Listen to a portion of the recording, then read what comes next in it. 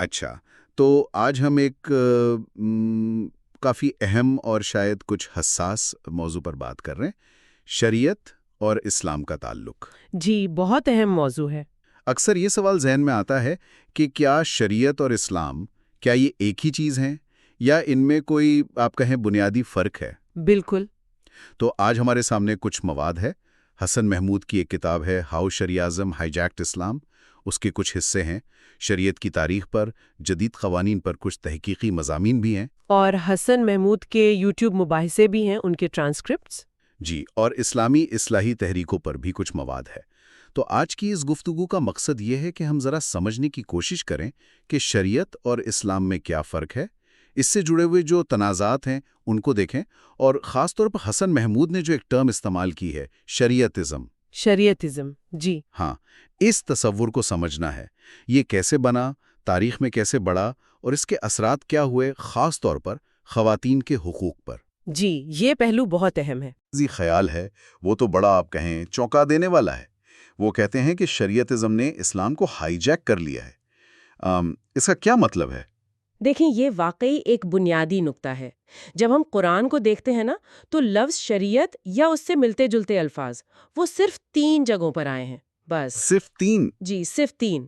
اور وہاں بھی ان کا مطلب کوئی مکمل قانونی نظام نہیں ہے، زیادہ تر مطلب ہے ایک راستہ، ہدایت، اخلاقی رہنمائی۔ حسن محمود اپنی کتاب میں الشماوی کا حوالہ بھی دیتے ہیں، جو مصری مفکر تھے۔ اچھا۔ وہ بھی یہی بات کہتی ہیں کہ یہ تصور جو تھا نا، یہ وقت کے ساتھ ساتھ خاص طور پر فقہ کی جب ترقی ہوئی تو ایک طرح سے ریاستی قانون کے نظام میں بدل گیا۔ یعنی یہ تبدیلی بعد میں آئی؟ جی ہاں، اور یہ سمجھنا ضروری ہے کہ فقہ جو ہے وہ بنیادی طور پر الہامی ذرائع کی انسانی تشریح ہے، انسانوں کی سمجھ بوجھ ہے، وہ براہ راست الہام نہیں ہے۔ یہ بڑا دلچسپ نقطہ ہے کہ قرآن میں استعمال محدود ہے اور مطلب بھی زیادہ وسیع ہے۔ تو پھر حسن محمود اسلام کو کیسے دیکھتے ہیں؟ اگر شریعت وہ نہیں جو ہم سمجھتے ہیں، تو پھر اسلام کیا ہے؟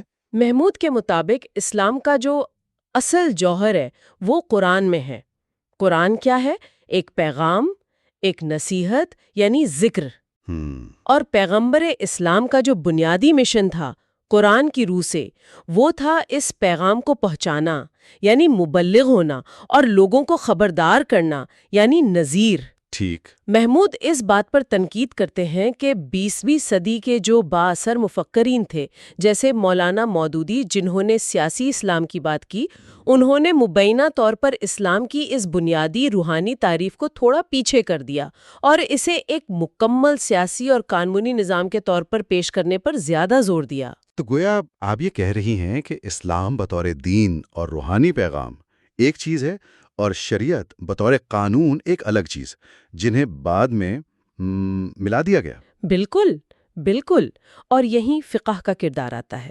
فقہ یعنی اسلامی قانون کی انسانی سمجھ، وہ الہامی ذرائع یعنی قرآن اور سنت کی تشریح کا عمل ہے۔ جی۔ فقہ کے جو اصول ہیں ان میں قرآن و سنت تو ہیں ہی، لیکن ان کے علاوہ اجماع یعنی علماء کا اتفاق رائے اور قیاس یعنی مشابہت کی بنیاد پر نتیجہ نکالنا یہ بھی شامل ہے۔ اچھا۔ لیکن ان اضافی ذرائع پر، خاص طور پر قیاس پر، خود اسلامی مکاتب فکر میں کافی اختلاف ہے۔ جی ہاں، جیسے سنی مکاتب فکر قیاس کو مانتے ہیں، لیکن شیعہ اور ظاہری مکتبہ فکر اسے عام طور پر نہیں مانتے۔ اب یہ اختلاف خود بتاتا ہے کہ قانون بنانے کا عمل کتنا انسانی اور تشریحی رہا ہے۔ حسن محمود اس نقطے کو مزید واضح کرنے کے لیے ایک مثال بھی دیتے ہیں جو کافی سخت ہے۔ وہ کہتے ہیں کہ فقہ کی جو بڑی بڑی کتابیں ہیں، اگر آپ ان کو دیکھیں تو ان میں قرآن اور جو مستند حدیث ہے اس سے براہ راست لیے گئے احکام بہت کم ہیں، جبکہ انسانی آراء، قیاس، تشریحات یہ بہت زیادہ ہیں۔ وہ ایک تشبیہ استعمال کرتے ہیں کہ جیسے ایک بالٹی پانی میں ایک قطرہ دودھ ڈال کر اسے دودھ کی بالٹی کہہ دیا جائے۔ یہ تو بہت سخت مثال ہے۔ ہاں، یعنی وہ کہہ رہے ہیں کہ انسانی عنصر اتنا زیادہ ہو گیا ہے کہ اسے الہامی قانون کا نام دیا جا رہا ہے۔ یہ تنقید سخت ضرور ہے، لیکن یہ اس طرف اشارہ کرتی ہے کہ تاریخی طور پر شریعت کی تشریح میں لچک تھی، تنوع تھا۔ صحیح۔ مختلف علاقوں میں، مختلف زمانوں میں الگ الگ تشریحات تھیں، لیکن جب یہ جدید قومی ریاستیں بنیں تو انہیں ایک جیسا یونیفارم قانون چاہیے تھا۔ ہاں، ریاست کو تو یکسانیت چاہیے۔ بالکل۔ تو اس ضرورت نے کیا کیا کہ شریعت کی کسی ایک تشریح کو چن کر اسے قانون بنا دیا گیا۔ اس سے وہ تاریخی لچک ختم ہو گئی اور ظاہر ہے نئے مسائل پیدا ہوئے۔ اچھا، تو اس پس منظر میں اب یہ شریعت ازم کا جو تصور ہے حسن محمود کا، یہ سمجھنا شاید زیادہ آسان ہوگا۔ وہ اسے صرف شریعت نہیں، شریعت ازم کہہ رہے ہیں۔ یہ کیا بلا ہے؟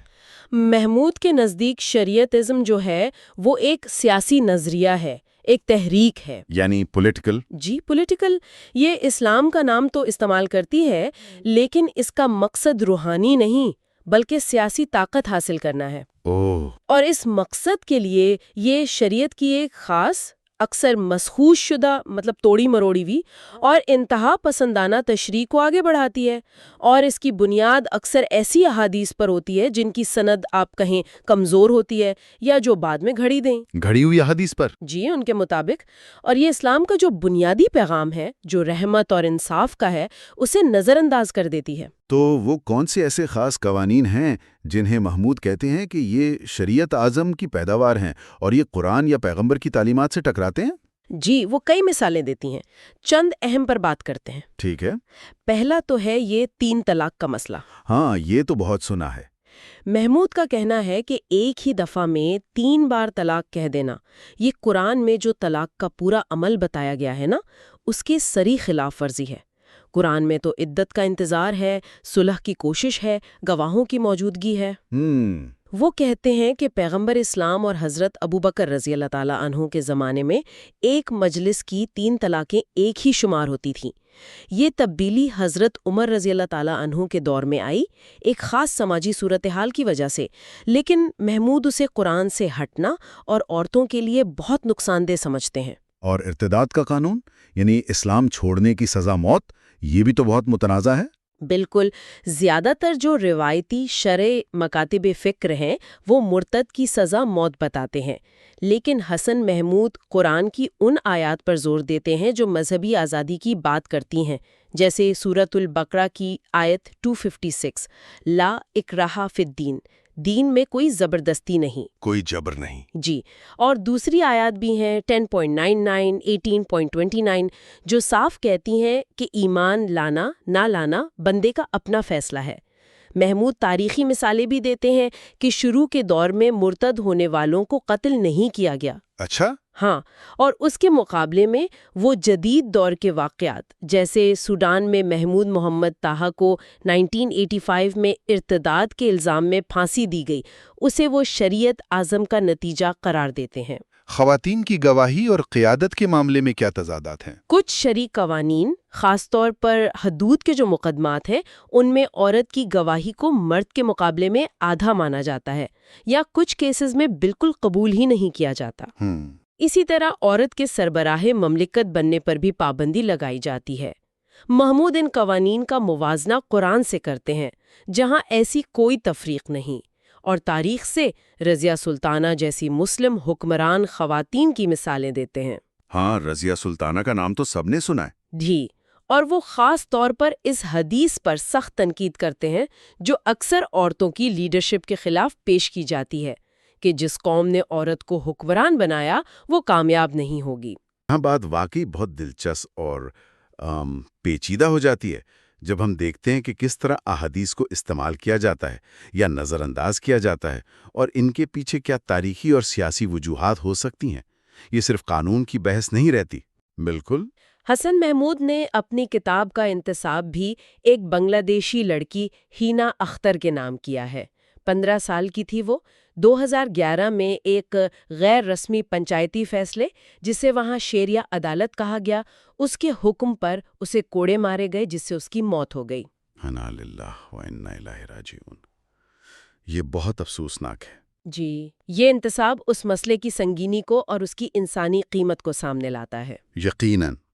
اسی طرح تعدد ازواج، یعنی ایک سے زیادہ شادیوں کا معاملہ ہے۔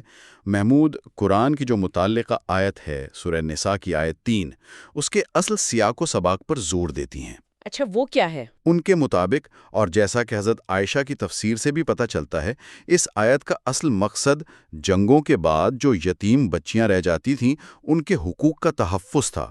یہ نہیں تھا کہ مردوں کو کھلی چھوٹ دے دی جائے۔ یعنی یہ ایک خاص صورتحال کے لیے تھی۔ جی، وہ اسے بعد میں جو ایک عمومی اجازت بنا دیا گیا اس سے مختلف قرار دیتی ہیں۔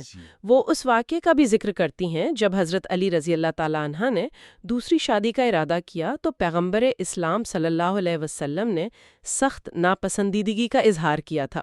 محمود آبادیاتی دلائل کو بھی مسترد کرتے ہیں جو اکثر اس کے حق میں دیے جاتے ہیں، اور قرآن کی ایک آیت 4:34 ہے جس میں بیوی کی نافرمانی کے خدشے پر مردوں کو کچھ اقدامات کا کہا گیا ہے۔ اس میں ایک لفظ ہے ضرب، اس کی تشریح تھی بہت متنازع ہے۔ جی ہاں، یہ بہت متنازع ہے۔ عام طور پر ضرب کا ترجمہ مارنا کیا جاتا ہے، لیکن محمود اور کچھ دوسرے مفسرین دلیل دیتے ہیں کہ عربی زبان میں اس لفظ کے کئی معنی ہیں۔ اچھا؟ جی، اور اس سیاق و سباق میں اس کا مطلب الگ ہو جانا، چھوڑ دینا یا باہر چلے جانا، یعنی علیحدگی یا طلاق کا عمل شروع کرنا، یہ زیادہ مناسب ہے۔ یہ تو بالکل مختلف معنی ہیں۔ بالکل، وہ قرآن میں اسی لفظ کے دوسرے استعمالات کا حوالہ دیتی ہیں، جیسے سفر پر جانا، مثال دینا وغیرہ۔ اور سب سے اہم بات کہ پیغمبر اسلام صلی اللہ علیہ وسلم نے اپنی پوری زندگی میں کبھی اپنی کسی بھی بیوی پر ہاتھ نہیں اٹھایا۔ وہ تو مسلمانوں کے لیے بہترین نمونہ ہے۔ صحیح۔ تو اس آیت کی تشریح جسمانی تشدد کی اجازت کے طور پر کرنا ان کے نزدیک قرآن کی روح اور پیغمبر کے عمل دونوں کے خلاف ہے۔ آخر میں ایک اور تکلیف دہ مسئلہ، FGM یعنی خواتین کے اعضاء کی قطع و برید۔ جی، اس کا قرآن میں تو کہیں ذکر ہی نہیں، لیکن افسوس کی بات ہے کہ کچھ علاقوں میں اسے مذہبی رنگ دینے کے لیے کچھ کمزور احادیث یا روایتی فقہی آراء کا سہارا لیا جاتا ہے۔ یہ تو بہت ہی خوفناک ہے۔ جی، محمود اس کی سخت مذمت کرتے ہیں اور الازہر یونیورسٹی کی 2006 کی کانفرنس جیسی کوششوں کا حوالہ دیتے ہیں جہاں مستند علماء نے اسے غیر اسلامی قرار دیا، اور ٹارگٹ جیسی تنظیموں کے کام کو سراہتے ہیں جو اس کے خاتمے کے لیے کام کر رہی ہیں۔ تو ان تمام مثالوں سے یہ بات تو کافی واضح ہو رہی ہے کہ حسن محمود جسے شریعت اعظم کہہ رہے ہیں، وہ ان کے نزدیک اسلام کے جو بنیادی انسانی اور اخلاقی اصول ہیں، خاص طور پر خواتین اور اقلیتوں کے حقوق کے معاملے میں ان سے کافی حد تک ہٹ چکا ہے۔ اب اگر ہم اس بحث کو آج کے دور میں لائیں، جدید قانونی نظاموں میں شریعت کا کیا کردار ہے، اصلاح کی کیا کوششیں ہو رہی ہیں، تو صورتحال اور بھی پیچیدہ ہو جاتی ہے۔ کیسے؟ ایک بڑا چیلنج تو یہ ہے کہ روایتی شریعت کو جدید قومی ریاست کے سسٹم میں کیسے فٹ کیا جائے۔ جیسا کہ عبداللہ النعیم، جو سوڈانی امریکی اسکالر ہیں، وہ کہتے ہیں کہ روایتی فقہ میں جو تشریح کی لچک تھی، جو تنوع تھا، ہاں، جو آپ نے پہلے ذکر کیا تھا، جی، وہ جدید ریاست کا جو مرکزی یونیفارم قانون سازی کا نظام ہے اس سے میل نہیں کھاتا۔ ریاست کو قانون میں یقینیت چاہیے، یونیفارمٹی چاہیے۔ بالکل۔ لیکن جب ریاست شریعت کی کسی ایک تشریح کو قانون بنا دیتی ہے تو وہ لازماً دوسری تشریحات کو رد کر دیتی ہے۔ اس سے بہت سے مسلمان شہری یہ محسوس کرتے ہیں کہ ان پر ایک غلط یا نامکمل ورژن مسلط کیا جا رہا ہے۔ یہ ایک بنیادی مسئلہ ہے۔ اور یہ مسئلہ صرف مسلم اکثریتی ملکوں کا نہیں ہے۔ مغرب میں جو مسلمان رہتے ہیں ان کے حوالے سے بھی شرعی عدالتوں کا قیام ایک بڑا موضوع رہا ہے۔ کینیڈا کی مثال ہے جیسے۔ جی بالکل، اونٹاریو میں 1991 کا ایک قانون تھا، آربیٹریشن ایکٹ۔ اس نے مذہبی بنیادوں پر تالسی کی اجازت دے دی تھی۔ اچھا۔ تو اس کی آڑ میں کچھ مسلمانوں نے دارالقضاء کے نام سے ایک ادارہ بنایا جو خاندانی معاملات میں فیصلے کرتا تھا۔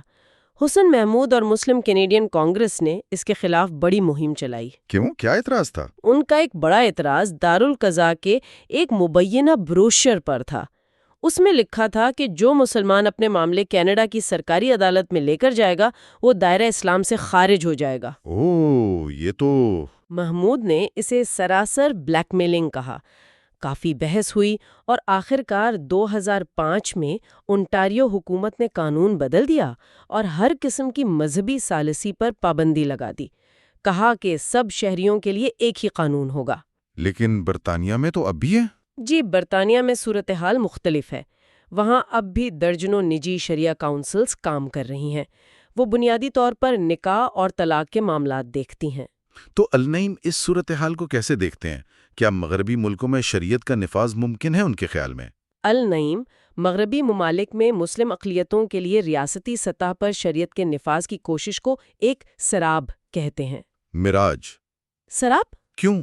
ان کی دلیل یہ ہے کہ آخر میں تو یہ ریاست کا سیکولر قانون ہی طے کرتا ہے نا کہ شریعت کا کون سا پہلو کس حد تک اور کیسے لاگو ہو سکتا ہے۔ بات تو صحیح ہے۔ اور ان قوانین کا اطلاق بھی ریاست کے سیکولر ادارے ہی کرتے ہیں، جج، پولیس وغیرہ۔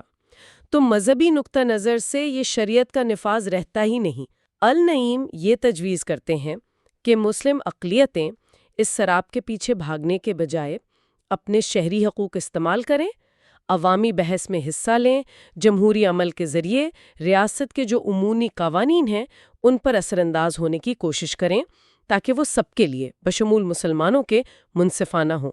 یہ واقعی ایک عملی نقطہ نظر لگتا ہے، اور یہ بھی صاف ہے کہ مغرب میں بھی اس معاملے پر ایک جیسا رویہ نہیں ہے۔ فرانس اسکولوں میں حجاب پر پابندی لگاتا ہے، برطانیہ میں اجازت بھی ہے، اور سرکاری امداد والے اسلامی اسکول بھی ہیں۔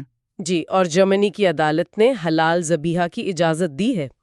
تو یہ مختلف رویے مسئلے کی پیچیدگی کو ہی دکھاتے ہیں۔ اسی پیچیدہ پس منظر میں اسلامی اصلاح یعنی اصلاح کی جو تحریکیں ہیں ان کی اہمیت بڑھ جاتی ہے۔ اصلاح؟ جی، ریفارم۔ ان تحریکوں کا بنیادی مقصد ہے اسلام کی تعلیمات اور جدید دور کے جو تقاضے ہیں، انسانی حقوق، جمہوریت، سائنس، ان کے درمیان ہم آہنگی پیدا کرنا۔ یہ کوئی نئی بات تو نہیں؟ نہیں، بالکل نہیں۔ اس کی جڑیں 19ویں صدی میں ملتی ہیں، جب سلطنت عثمانیہ اور دوسری مسلم ریاستیں زوال پذیر تھیں، مغربی طاقتیں حاوی ہو رہی تھیں، تو اس چیلنج کے جواب میں جمال الدین افغانی اور خاص طور پر ان کے شاگرد محمد عبدو جیسی شخصیات سامنے آئیں۔ انہوں نے تقلید یعنی اندھی پیروی کو چھوڑ کر اجتہاد پر زور دیا۔ اجتہاد کیا ہے؟ اور اس کے ساتھ کچھ اور لفظ بھی آتے ہیں، تخییر اور تلفیق، یہ کیا ہے؟ اجتہاد کا مطلب ہے کسی مسئلے پر قرآن و سنت کی روشنی میں آزادانہ طور پر سوچ بچار کر کے نئی رائے قائم کرنا، خاص طور پر ان مسائل پر جن کا واضح حکم نہیں ہے۔ ٹھیک ہے۔ محمد عبدو نے اس کے ساتھ دو اور اصولوں پر بھی زور دیا۔ تخییر یعنی جو موجودہ فقہی مکاتب فکر ہے نا، حنفی، شافعی وغیرہ، ان میں سے کسی خاص مسئلے پر آج کے دور کے لحاظ سے جو سب سے مناسب رائے ہو اسے چن لینا۔ اچھا۔ اور تلفیق یعنی کسی ایک مسئلے پر مختلف مکاتب فکر کی آراء کے حصوں کو ملا کر ایک نئی زیادہ مناسب رائے بنانا۔ یہ طریقے اصل میں فقہ کے اندرونی لچک کو استعمال کر کے اسے جدید زمانے کے ساتھ ہم آہنگ بنانے کی کوشش تھی۔ تو حسین محمود بھی اسی اصلاحی روایت کا حصہ ہیں؟ جی، ایک طرح سے کہہ سکتے ہیں۔ حسین محمود اور ان جیسے دوسرے جدید مسلم مفکرین اسی اصلاحی سوچ کو آگے بڑھا رہے ہیں۔ محمود خاص طور پر جو سیکولر ذہن رکھنے والے مسلمان ہیں ان پر زور دیتے ہیں کہ وہ آگے آئیں، اصلاح کی کوششوں کو لیڈ کریں، بنیاد پرست نظریات کا علمی مقابلہ کریں اور عام مسلمانوں کو اسلام کے حقیقی پیغام اور شریعت اعظم کے فرق سے آگاہ کریں۔ یہ نقطہ نظر اس نعرے سے مختلف ہے کہ اسلام ہی حل ہے۔ جی، یہ اسلامزم جو سیاسی اسلام کے اس نعرے سے بنیادی طور پر مختلف ہے، کیونکہ اسلامزم اکثر شریعت کی ایک خاص غیر لچکدار تشریح کو ریاست کے ذریعے نافذ کرنے پر زور دیتا ہے۔ اور کیا آج کے دور میں ایسی اصلاحی کوششیں عملی طور پر نظر بھی آتی ہیں؟ بالکل، چیلنجز تو بہت ہیں، لیکن کئی مسلم ممالک میں اصلاحات ہوئی ہیں اور ہو رہی ہیں۔ مثال کے طور پر ٹیونس اور مراکش نے اپنے فیملی لاز میں کافی تبدیلیاں کی ہیں تاکہ عورتوں کو زیادہ حقوق ملیں۔ اچھا۔ 2015 میں امریکہ میں مسلم ریفارم موومنٹ بنی، وہ بھی اسی سلسلے کی کڑی ہے۔ وہ انسانی حقوق، سیکولرزم اور مذہبی آزادی کی بات کرتے ہیں۔ تو یہ کوششیں دکھاتی ہیں کہ اسلام کے اندر رہتے ہوئے جدیدیت کے ساتھ ہم آہنگی پیدا کرنے کی سوچ بھی ہے اور عمل بھی۔ تو ان سب باتوں کا خلاصہ کیا ہے؟ ہم نے شریعت، فقہ، شریعت اعظم، متنازع قوانین، جدید ریاست کے چیلنجز، اصلاحی تحریکیں، ان سب پر بات کی۔ اس سب کا مطلب کیا نکلتا ہے؟ میرے خیال میں سب سے اہم نقطہ یہ ہے کہ اسلام کا جو بنیادی روحانی اور اخلاقی پیغام ہے، جو ہمیں قرآن اور پیغمبر کی سیرت سے ملتا ہے، اور شریعت کے نام پر جو قوانین رائج ہیں، جو بڑی حد تک انسانی تشریحات، تاریخی ارتقاء اور بعض اوقات سیاسی محرکات کا نتیجہ ہیں، ان کے درمیان فرق کرنا بہت بہت ضروری ہے۔ جی، حسن محمود جسے ہائی جیکنگ کہہ رہے ہیں، وہ دراصل اسی انسانی عنصر کے الہامی پیغام پر غالب آ جانے کی طرف اشارہ ہے۔ اور یہ بھی کہ اسلام کے اندر رائے کا تنوع، اختلاف، یہ ہمیشہ سے رہا ہے۔ بالکل، جیسا کہ النعیم بھی واضح کرتی ہیں، اسلامی تاریخ میں اختلاف رائے کو نہ صرف مانا گیا بلکہ اسے رحمت سمجھا گیا۔ بڑے بڑے فقہا نے بھی اپنی آراء کو حتمی نہیں کہا۔ لیکن جدید دور میں خاص طور پر سیاسی اسلام کے آنے سے ایک خاص تشریح کو مسلط کرنے کا رجحان بڑھا ہے۔ حسن محمود کی تحقیق یہ بھی بتاتی ہے کہ بہت سے سخت اور متنازع شرعی قوانین، خاص طور پر وہ جو خواتین یا اقلیتوں کے حقوق کو کم کرتے ہیں، ان کی بنیاد ٹھوس قرآنی دلائل کے بجائے اکثر مشکوک یا کمزور سمجھی جانے والی احادیث پر ہوتی ہے۔ تو یہ کشمکش ہے؟ جی، یہ روایت، جدیدیت، ریاستی طاقت اور انفرادی ایمان کے درمیان ایک مسلسل کشمکش ہے جس کا سامنا آج پوری مسلم دنیا کو ہے۔ تو حاصل کلام یہ ہے کہ شریعت کوئی ایک ٹھوس، غیر متغیر چیز نہیں ہے۔ اس کی تشریح اور اس کا اطلاق صدیوں سے بہت پیچیدہ اور متنازع رہے ہیں۔ اس میں گہرے تاریخی، سماجی اور سیاسی پہلو شامل ہیں جنہیں اکثر اعلامی قانون کے مقدس پردے میں چھپا دیا جاتا ہے۔ بالکل۔ آج کے دور میں اسلام کے روحانی پیغام اور سیاسی طور پر چلنے والے شریعت ازم کے درمیان فرق کو سمجھنا شاید پہلے سے کہیں زیادہ اہم ہے۔ اور آخر میں سامعین کے لیے ایک سوال چھوڑ جاتے ہیں۔ یہ براہ راست ہمارے ذرائع میں تو نہیں ہے، لیکن ان کی روشنی میں پیدا ہوتا ہے۔ جی؟ وہ یہ کہ اگر ہم یہ مان لیں کہ شریعت کی تشکیل اور اس کے ارتقاء میں انسانی تشریح کا بہت بڑا کردار رہا ہے، تو آج مسلم معاشرے ان قوانین اور روایات پر نظر ثانی یا ان میں اصلاح کیسے کر سکتے ہیں جو انسانی حقوق اور صنفی مساوات جیسی جدید عالمی اقدار سے ٹکراتے نظر آتے ہیں، اور ساتھ ہی وہ اپنے ایمان کے بنیادی اخلاقی اصولوں پر بھی قائم رہنا چاہتے ہیں۔ یہ کیسے ممکن ہوگا؟ موضوعات پر مزید جاننے کے لیے جو ذرائع ہم نے ذکر کیے ان کا خود بھی مطالعہ کریں۔ آج کی اس گہری گفتگو کو یہیں ختم کرتے ہیں۔